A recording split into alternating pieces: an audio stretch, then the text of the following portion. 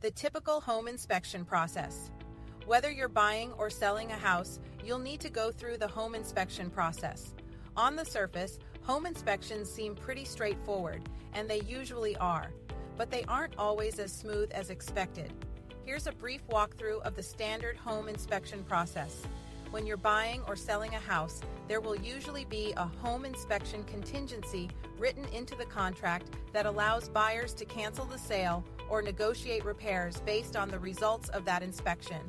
The contract will dictate a time frame when the inspection needs to take place, as well as when and how all potential repairs will be completed.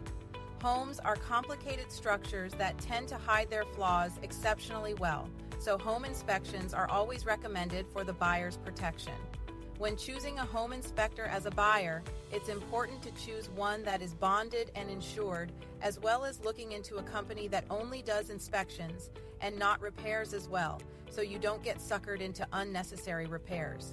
You'll also want to speak to the inspection company and see what is included in their report and get recommendations for additional inspections if the primary inspection doesn't cover everything.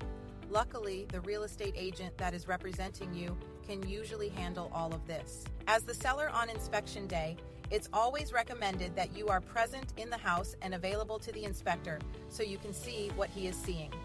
Having these discussions with the inspector in real time leads to more in-depth information about your home than what you will find on the inspection report.